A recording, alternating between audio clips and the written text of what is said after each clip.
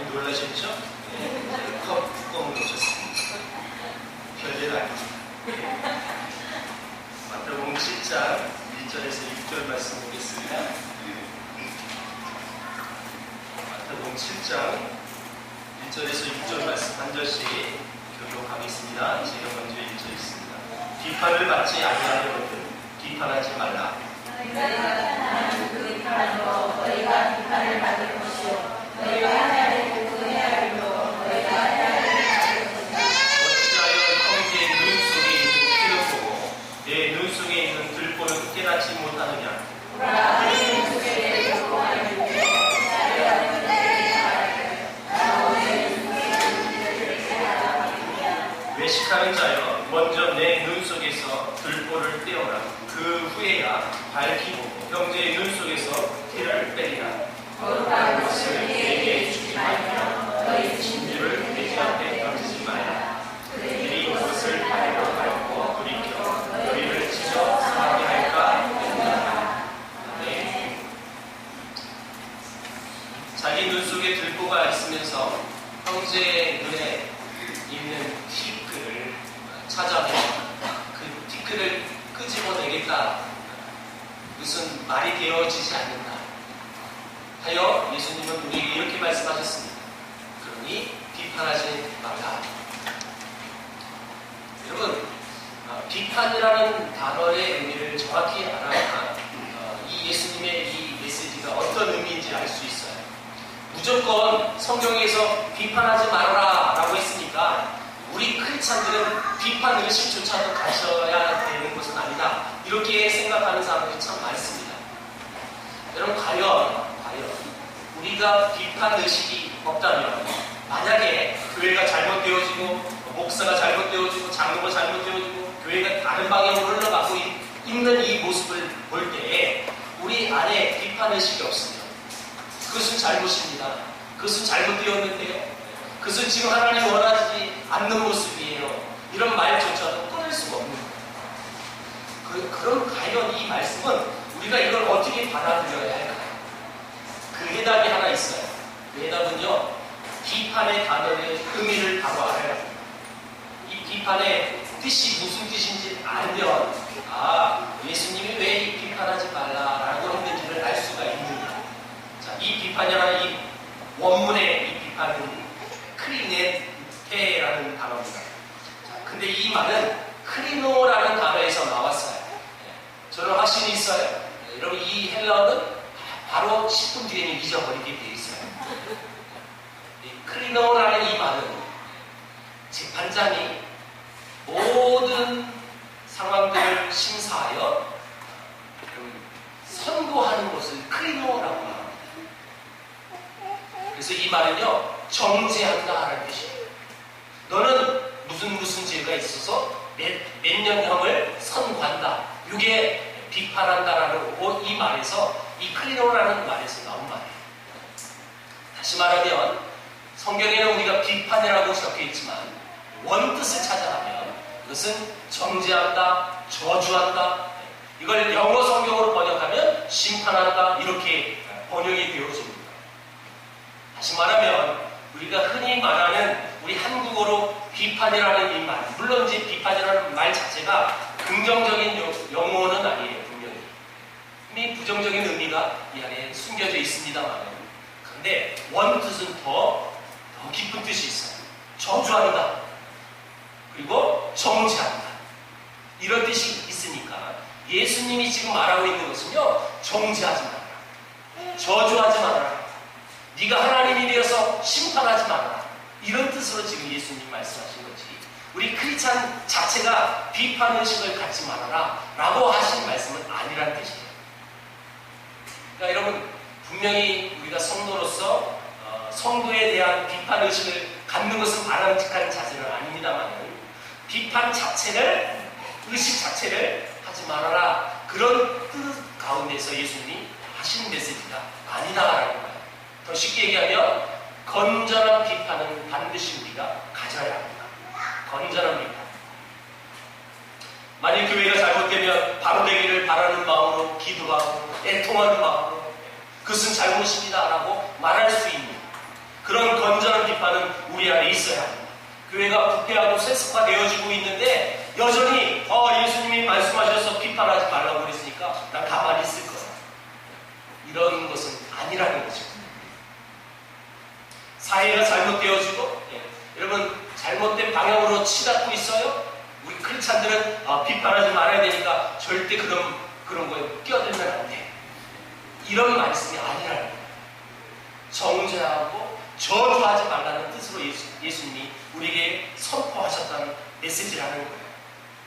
만약에 나단 선지자가 다윗 왕의 잘못을 통렬하게 비판하고 나오지 않았다면 우리가 알고 있는 다윗 왕은 그런 인물이 되지 않았을 수 있어요.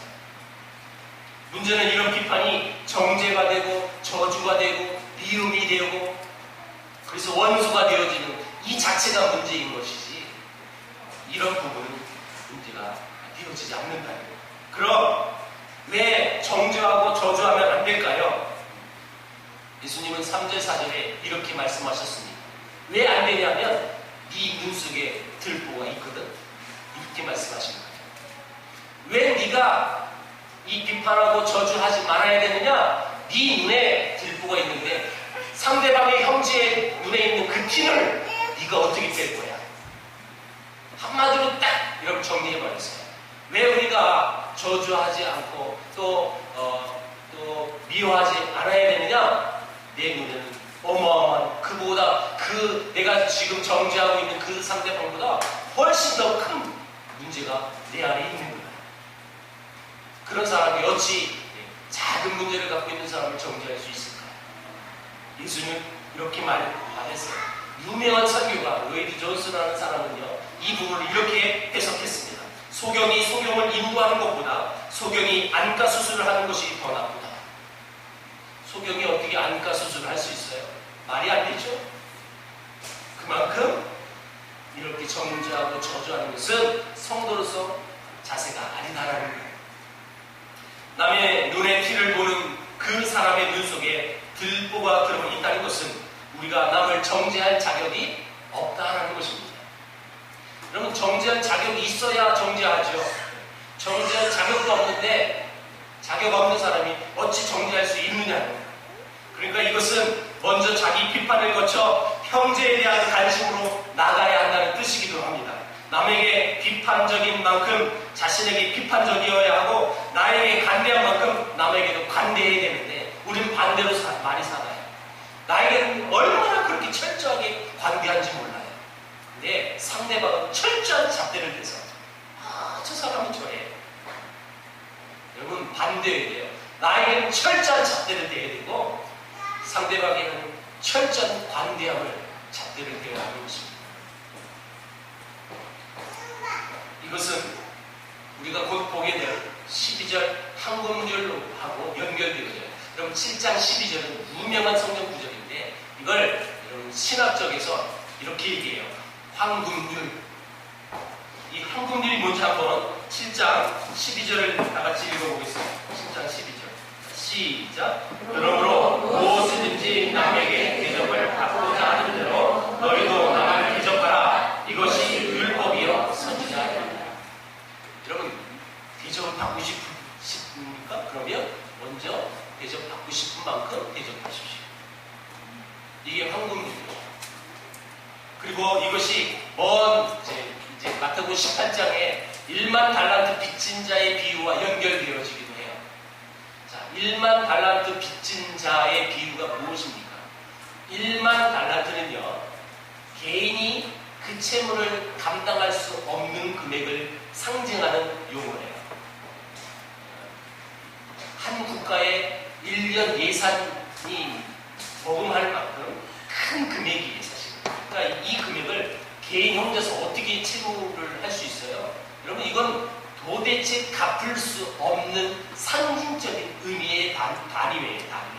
이건 절대 못 갚는 단위예요. 근데 여러분, 그 비유에서 어떻게 나옵니까? 그 1만 달러를 상담해 주죠. 상담받았던 그 사람 너무 기뻤어요. 상담받고 기쁘게 나갔는데 자기에게 100데나리온 빚진 자가 지나가는 거예요. 100데나리온은 3달치 월급 정도 돼요. 세 달치. 그러니까 우리 돈으로 환산하면 수백만 원이 되는 거예요, 사실은. 적은 돈도 아니에요, 사실은. 그런데 적은 돈이 아닌 100데나리온이지만 지금 자기는 여러분 도대체 갚을 수 없는 금액을 탕감받은 사람이에요. 그 사람이 할 여러분 행동과 태도는요 오직 한 가지.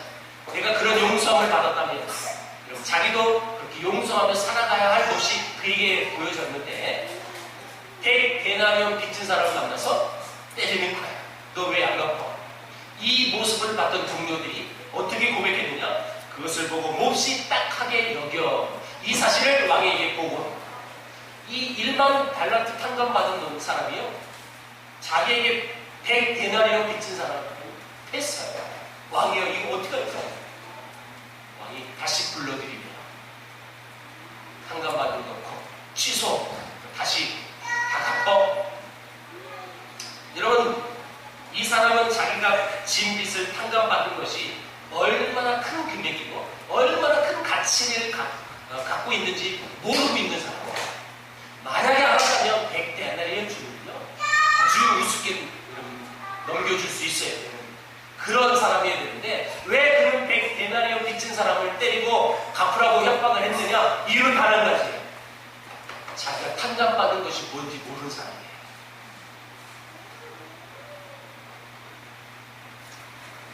우리가 그리스도인으로서 이 땅에서 살아가야 할 행동과 태도라는 것은 바로 1만 달란트 빚진 자, 그가 탕감받아서 그 탕감받은 은혜를 기억하고 그도 여전히 용서하고 용납하며 그렇게 살아가야 하는 것이 그리스도인의 삶이라는 것을 예수님이 가르쳐 준 거예요. 여러분 그것을 이 사람은 몰랐다. 나 자신이 하나님으로부터 용서를 받은 자이기 때문에 나는 더 이상 남을 정죄하거나 저주할 수 없다는 거예요. 이 비밀이 우리는 있어야 합니다. 오히려 나는 더 큰 용서가 필요한 자라는 것을 알아야 하는데 그걸 모르고 자라요. 그래서 늘 여러분 정죄하고 늘 여러분 교인들을 안 보이는 자리에서 욕하고 우리 교회는 아직 없어요. 왜냐하면 욕하면 다 도망갈까봐 아직 욕을 못해요. 늘 제가 쓰는 예화잖아요. 근데 좀 더 많아지면 욕하는 사람도 생길 수 있어요. 시기 질투가 이 안에서 막 일어나게 돼 있어요. 여러분 저는 예언가는 아닙니다. 그런데 확실합니다. 사람이 많아지면 그럴 수밖에 없는 거예요. 인간의 질성이 얼마나 간지 사람이 조금 너무 많아지면 저 자리 내가 맡아야 되는데 저 일 내가 해야 되는데 이런 욕심들이 우리 안에 생길 수밖에 없는 거예요. 지금은요 너무 많아서 남이 좀 해줬으면 좋겠다 이런 마음을 가질 수 있죠. 점점 많아지게 되어지면 욕심이 생겨지게 되는 거죠. 그러면 뒤에서 다 비판하는 거예요. 깎아내리는 거예요. 왜? 그 자리에 내가 올라가야 되니까. 어느 문제가 많은 집사님이 집에서 구역 예배를 드렸답니다. 그 집 아이가 유치원을 마치고 집에 들어왔어요. 구역 식구들하고 안방에 앉아있는데 이 아들은 씩씩하게 인사를 나누고 문을 닫고 나가면서 한 말이 이런 말이었답니다. 엄마가 늘 밥 먹으면서 아빠한테 그렇게 주책 없는 집사님이 누구예요? 라고 질문했대요. 이 엄마는 밥 먹을 때마다 자기 남편에게 자기 교인을 씻고 있는 거예요. 밥도 씻지만 그분도 씻고 열심히 씹었어요. 엄마 그 주책 없는 집사님 누구야? 얼마나 황당했을까요? 여러분 우리가 신앙생활하면서 남을 자기가 앞에 없는 그 대상들을 욕하고 비판하고 깎아내리는 것은 바로 돌아오게 되어 있어요. 그러면 예수님이 이 7장 1절에서 뭐라고 이렇게 말씀을 하고 시작했느냐면 비판하지 말아라. 비판하면 다시 말하면 쉽게 얘기하면 비판하면 그 비판 너도 받아. 비판 안 받으려면 너도 비판하지 마. 이렇게 예수님이 이 말씀을 하시면서 시작했단 말이에요. 우리 평상시에 우리의 언행을 참 조심해야 합니다. 여러분, 예수 믿는 표시가 무엇일까요? 도대체 내가 하나님을 믿는 하나님의 백성이라고 말할 때 그 하나님을 믿는 백성의 표시는 과연 무엇일까요? 이것은 남을 정죄하거나 저주하지 않는 것일 것입니다. 그것이 예수 그리스도를 믿는 하나님의 백성의 삶의 자세이어야 한다는 것이죠. 남을 비난하려는 유혹이 내 속에 일어날 때마다 나 자신은 어떤 사람인가, 나는 어떤 인간인가 라는 것을 여러분 되뇌이면서 한 번 더 생각을 해봐야 돼요. 그래서 말을 많이 하는 사람은 실수를 많이 하게 되어 있어요. 그래서 말수가 많은 것보다 말수가 없는 게 지혜로운 거예요, 사실. 왜냐? 그 사람은 일단 쉽지는 않거든요. 말을 하지 않으니까. 그런데 우리 인간의 질성이 얼마나 무서운지. 여러분, 남을 비난하려고 하는 그 마음이 내 안에 계속 일어나는 겁니다. 나도 모르게 막 일어나게 돼 있어요. 이렇게 설교하는 제 자신조차도 얼마나 회의가 많이 되는지. 비판하지 말고 비난하지 않고 그런 삶을 살아가는 것이 성도의 마땅한 자세이지만 나도 모르게 툭툭 튀어나오는 것들이 있다. 여러분, 왜 이것을 예수님 말씀하셨을까요? 우리는 사람의 외모는 볼 수 있습니다. 그런데 그 사람의 안에 심정까지는 알 수 없어요. 그 사람이 그런 행동을 하고 그 동기, 그 모든 그조차 우리는 외형만 보는 거지 그 안에 실제 상황을 알지 못합니다. 그럼에도 불구하고 외형과 외모를 가지고 우리는 판단해서 평가해버려요. 그리고 그 사실이 내 마음속에 맞지 않고 성경에 비춰봤을 때 죄라고 발견되었을 때 우리는 과감히 선포해버려요. 그의 죄를 정죄합니다. 우리는 완벽한 판단을 할 수 있는 존재가 아닙니다. 여러분, 그 완벽한 판단을 할 수 있는 유일한 분은 하나님이십니다. 근데 우리는 자꾸 하나님이 되려고 해요. 이게 죄악인 거죠. 여러분, 한번 대답해 보세요. 하나님 자리를 내가 대신하면 그게 죄입니까? 아닙니까? 네. 죄입니다. 그럼 비난과 비판하는 것이 왜 죄이냐면 내가 하나님이 되어서 그 모든 상황들을 내 경험으로 판단하고 내 경험으로 그 모든 것을 정죄해버려요. 너는 몇 년, 너는 이런 죄. 내가 하나님이 되어서 다 판단해버려요. 여러분, 그것은 분명히 말씀을 드리지만 죄악입니다. 죄악. 여러분, 여러분들의 경륜 다 인정해요. 여러분, 지금까지 신앙생활한 거 수십 년 동안 보고 배운 거, 잘한 거 다 인정해요. 여러분, 그런데 그것이 하나님의 가치 판단이 되어져서 그것이 마치 진리인 양으로 여기면 그래서 그것으로 정죄해버리면 여러분, 그것은 반드시 죄악입니다.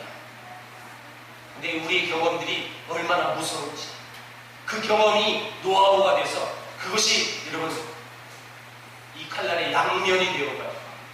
좋은 면도 있지만 하나님 앞에 범죄함도 저지를 수 있는 일면이 있다는 사실이에요. 근데 우리는 그걸 몰라요.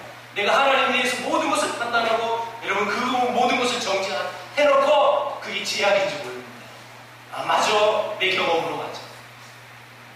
혹여 여러분 그 경험이 혹여 맞더라도 나중에 어느 날 그 사실이 혹여 맞더라도 그것은 죄악입니다. 이건 분명히 우리가 짚고 넘어가요. 하나님 자리에 내가 하나님 자리에 올라서려고 하는 것은 반드시 죄악이에요. 무슨 근거로요? 우리는 완벽한 판단을 할 수 있는 자격을 갖고 있는 사람이에요. 오직 완벽한 판단을 할 수 있는 유일한 그분은 하나님이십니다.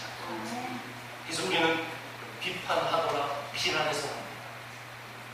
그것은 하나님의 모습이야.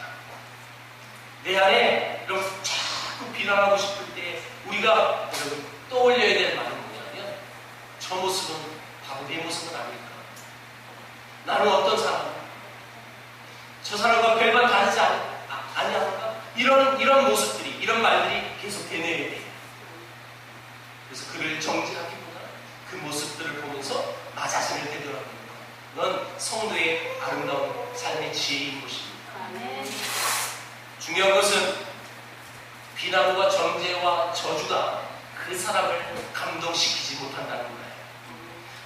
만약에 우리의 비난과 저주와 정죄가 그 영혼을 변화시킬 수 있는 어떤 근거가 있다면 여러분 그럴 수 있죠.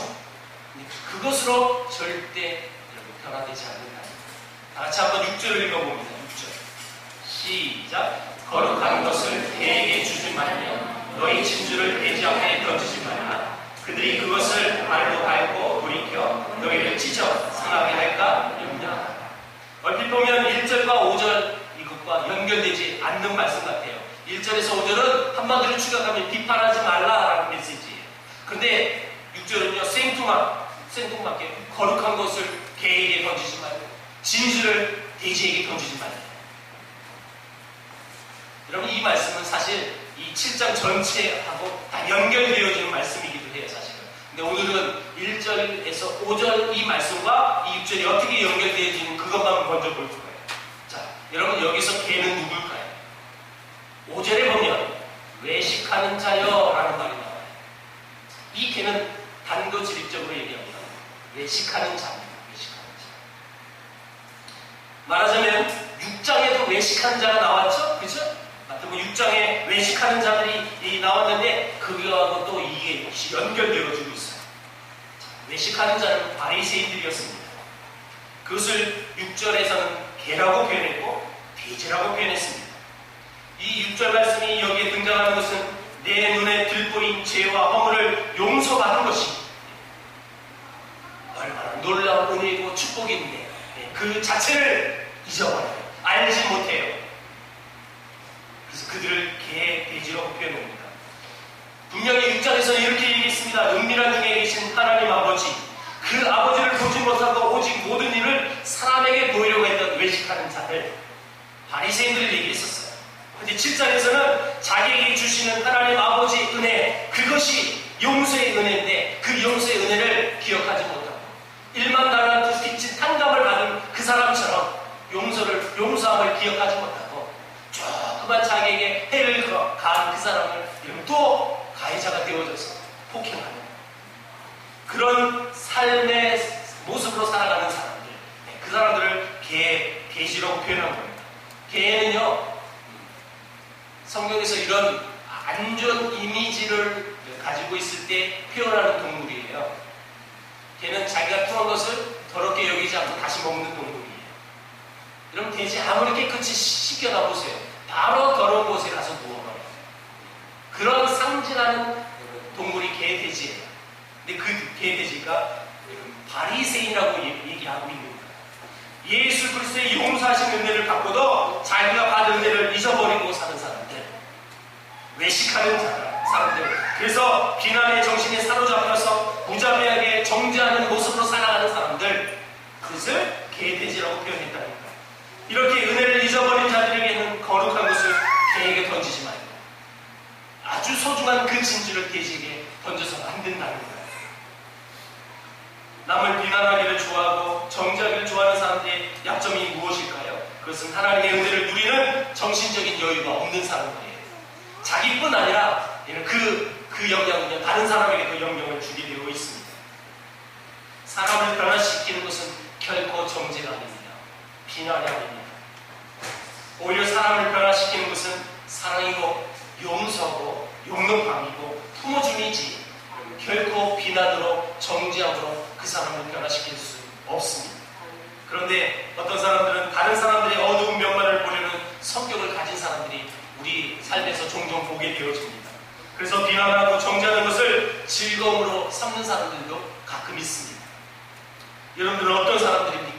그 사람들의 장점을 찾는 사람들입니까? 아니면 단점들만 찾아내는 사람들입니까? 결코 비난으로는 그 사람을 변화시킬 수 없습니다. 요한복음 1장에 보면 예수님이 베드로를 처음 만났을 때 네가 장차 개바가 되리라. 반석이라 불이리라. 이렇게 말씀하셨어요. 여러분, 개바 반석이라는 뜻이죠. 근데 여러분, 베드로의 캐릭터를 우리가 한번 생각해 보세요. 베드로는 경망스럽고 혈기가 왕성하고 금방 끓었다가 금방 식는 그런 사람의 캐릭터예요. 그런 사람에게 여러분 든든하고 아주 그 자리를 떠나지 않는 반석 같은 그런 별명을 부여하시다니 좀 안 맞는 별명이에요, 사실. 맞습니다. 예수님이 베드로를 봤을 때 현재의 모습은, 베드로의 모습은 반석과 상관없는 삶이었어요. 그런데 여러분, 예수님은 그 베드로의 모습을, 현재의 모습을 보시고 개바라 부르는 것이 아니라 장차 미래의 모습을 보시면서 개바라라고 말씀하신 거예요. 그것이 베드로를 변화시킨 거예요. 나다니엘이라는 사람도 요한복음 1장에 나와요. 나다니엘이라는 사람은 빌립이 예수님을 소개했을 때, 야, 예수라는 사람이 어디 사람인데 자꾸 출신을 물었어요. 그랬더니 대답하죠. 나사렛 사람이다. 그때 나다니엘이 유명한 말을 합니다. 나다니엘이 한 말이 뭐예요? 나사렛에서 무슨 선한 것이 나오겠느냐. 간혹 제가 안산에서 목회한다고 얘기해도 안산에서 선한 것이 나오겠냐고 하는 사람이 있어요. 그럼 한번 해주고 싶어요. 나올 수 있습니다. 그렇죠? 이렇게 선한 것들이 이렇게 많은데. 여러분, 이 나다니엘이라는 사람은 분명히 편견을 갖고 있는 사람이었어요. 예수 그리스도가 어느 지역 사람이냐 그 얘기 듣고, 야, 거기서 무슨 선한 것이 나오나. 여러분, 예수님이 이걸 알았음에도 불구하고 예수님이 나다니엘을 처음 봤을 때 이렇게 말씀하셨습니다. 이 사람은 참 이스라엘 사람이다. 그 안에는 간사한 것이 없다. 예수님이 이렇게 평가하셨어요. 예수님은 자기를 비판하는 그것을 따지지 않았고 나다니엘 속에 있었던 위대한 가능성을 보았습니다. 여러분, 이 말씀 앞에 나다니엘이라는 사람은 꼬꾸라지게 되어 있습니다. 사람을 세우는 것은 결코 비난과 정죄가 아니라 사랑이라는 사실을 우리는 기억해야 합니다. 여러분들은 어떤 삶을 현재 살고 계십니까? 서로 비난하고 정죄하는 부분은 서로 서서히 서로를 죽이고 있는 거예요.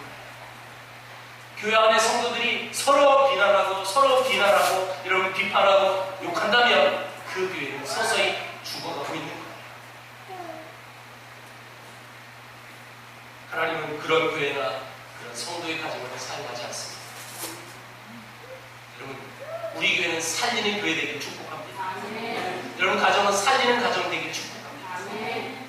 그러기 위해서는 사랑을 해요. 비난이 그 사람을 변화시키지 않는다. 그의 허물과 잘못을 지적하는 것이 그 사람을 변화시키고 성장시키는 것으로 쓰여지지 않는다. 그러면 우리는 어떻게 해야 할까요? 여러분 앞에서 결론을 다 얘기했어요. 우리는 사랑해야 합니다. 성도가 된 가장 중요한 표시는 사랑을 해야 하는데, 저는 이렇게 생각해요. 여러분, 사랑할 수 없는 존재를 여러분 한순간에 딱 마음이 변해서 사랑해, 사랑하는 마음이 생겼어, 이러지 않습니다. 혹시 그런 경험이 있으면 저도 소개해 주세요. 이것은 결코 쉬운 일이 아니에요. 그렇다면 어떻게 할까요? 여러분, 사랑할 수 없는 사람을 사랑해야 하는 이 성도의 아픈 자세. 근데 그것이 여러분, 이게 성경적이고 사랑할 수 없지만 사랑해야 될 그런 노력의 모습이 내 안에 있어야 되는데, 여러분, 그 노력도 안 하는 사람들은 저는 주위에서 너무 많이 봤어요. 그냥 미워해버리고 그냥 저 사람은 내가 사랑할 대상이 아니야, 그냥 포기해버리고 넘겨버리는 거예요. 여러분, 그것은 성도의 자세가 아니에요. 사랑해야 됩니다. 그런데 어떻게 시작하느냐. 내 마음속에 그 사랑이 여러분 피어나지 않는데 어떻게 사랑할 수 있는가. 그것은 제가 지금까지 경험 속에서 또 말씀 속에서 경험한 바는 이런 거예요. 그 사람을 사랑할 수 없는데 사랑해야 된다는 이 말씀 속에 나는 그럼 어떻게 할까? 그 사람을 먼저 이해하려고 하는 거예요. 왜 그런 행동을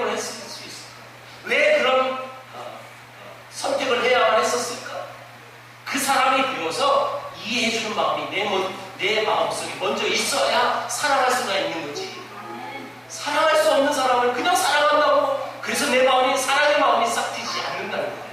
내 경험상 안 사랑해지더라고요. 진짜 그 사람이 왜 그렇게 판단할 수밖에 없었을까?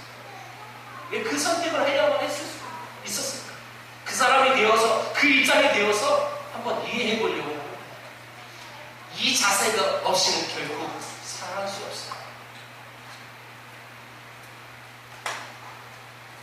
부인을 따라 교회를 나온 한 남편이 있었습니다.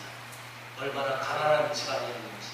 부인은 아주 조그만 가게를 운영했고 남자는 막일을 하고 있었습니다. 예수 믿고 열심히 했어요.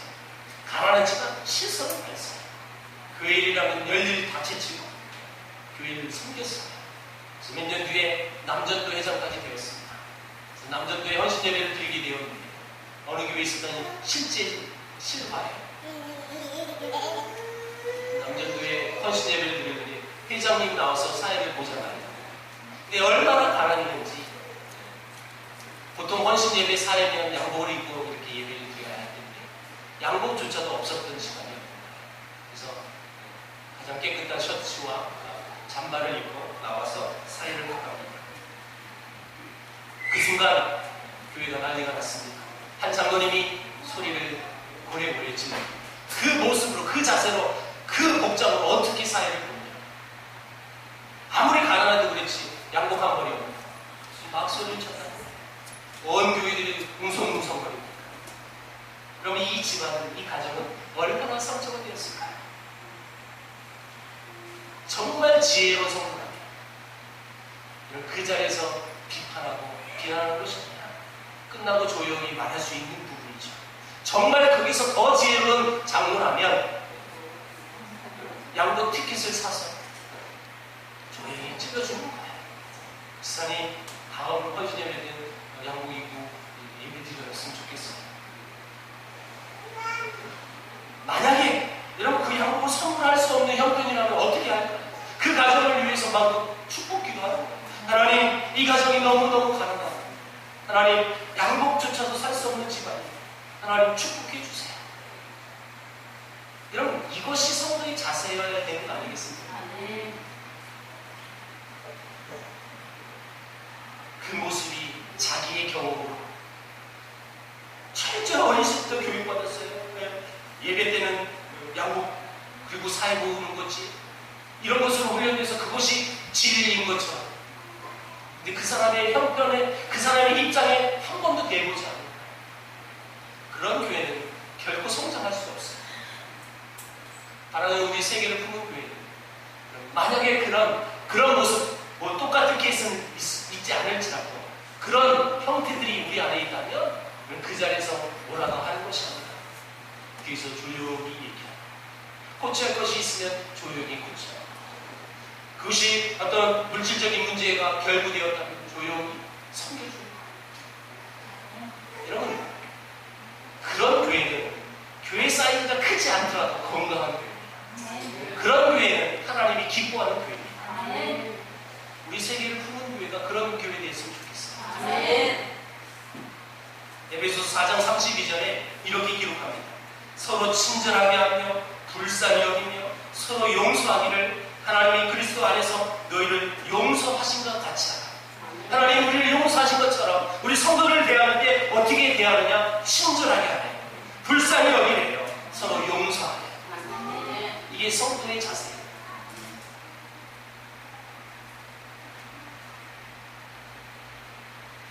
하나님께서 진짜 교회 공동체가 얼마나 건강하고 또 바람직한 모습으로 살아가야 하는 것인지를 우리에게 분명히 성경 곳곳에서 말씀하셨습니다. 그 상황에서 비난하고 비판하는 자세, 삶의 자세가 아니라 이해하고 불쌍히 여기고 용서해주고 이것이 건강한 교회 공동체를 세워나가는 비결입니다.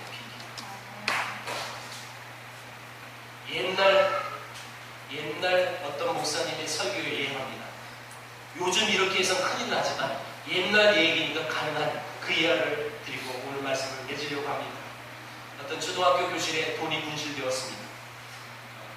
제가 학교 다닐 때도 이런 케이스가 참 많았던 걸로 기억해요. 누가 뭘 잃어버렸어요. 우리 때는요, 제일 고가가 뭐였냐면 워커맨이었어요. 카세트. 굉장히 고가였어요. 그거 아무나 갖고 다니지 않았어요. 그런 거 분실됐다. 또 누가 지갑에서 돈이 없어졌다. 그래서 선생님들이 여러분 얘기하면 여러분들 다 경험해봤을 거예요. 물론 젊은 것들은 빼고요. 네. 어른들은 선생님들이 갑자기 들어와서 동작 그만! 그래서 책상 위에 올라가라. 그래서 소지품 다 뒤지는 그런 경험들 해보잖아요. 어떤 초등학교 교실에 돈이 분실돼서 한 선생님이 그렇게 지시했습니다. 가져간 학생이 나타날 때까지 책상에 앉혀놨답니다. 근데 어떤 한 학생이 너무 긴장한 나머지 오줌을 싸게 된 거예요. 이 모습을 봤던 선생님이 얼른 뒤에 가서 양동이에 물을 담았어요. 그 아이에게 물을 끼얹었습니다. 벌을 받아라고 했지 누가 잘하고 했어 하면서 그의 실수를 눈 감아주는 이런 행동이 있었다. 참 재치 있는 선생님이었죠. 아이를 배려할 줄 아는 선생님이었습니다. 이것이 신앙인들이 가져야 될 모습이어야 한다는 것입니다. 하나님의 은혜 때문에 사람을 이해하고 살아가며 섬기는 거예요. 여러분, 우리 어떤 의지로 내 경험으로 이렇게 했을 때는요 반드시 실패하게 돼 있어요. 그것은 한계가 있거든요. 네, 여러분 그 모든 것을 이겨나고 실제로 이렇게 삶을 살아낼 수 있는 비결이 단 한 가지, 하나님의 은혜를 기억하는 거예요. 내가 그런 용서함을 받은 사람이에요. 내가 그 사랑을 받은 사람이에요. 그래서 나는 그 사랑의 근거로 용서할 수 있는 거고 비판하지 않고 비난하지 않을 수 있는 거예요. 오히려 그 사람의 입장에 대해서 이해할 수 있는 거예요. 하나님의 은혜를 기억해서 여러분 지금 하나님의 말씀처럼 비판하고 비난하고 정죄하고 그런 삶이 아닌 오히려 사랑하고 이해해주고 품어낼 수 있는 사람 되게 주의 이름으로 축복합니다. 세상에는 총 맞아서 죽는 사람들보다 말에 맞아서 죽는 사람이 참 많답니다. 여러분 100번 동감하는 메시지일 겁니다. 우리들의 혀에서 나오는 말 때문에 다치고 죽는 사람들이 얼마나 많은지, 이런 세상에서 어떻게 사는 것이 복된 성도의 모습일까요? 어떻게 해야 행복한 삶을 살 수 있을까요? 그것은 우리가 친절하게 대하고 불쌍히 여기고 위로하고 격려하고 사랑하고 그런 공동체를 꾸며나가기를 꿈꾸는, 그것이 내 삶의 자세이고 나는 그렇게 실제로 살 것이다 하고 살아가는 그런 사람들이 많아질 때 여러분 이런 세상은 반드시 이루어질 것입니다. 적어도 우리 교회 공동체는 그런 아름다운 공동체 되길 주의 이름으로 축복합니다. 기도하겠습니다. 하나님 감사합니다. 우리를 통해서 하나님의 사랑이 날마다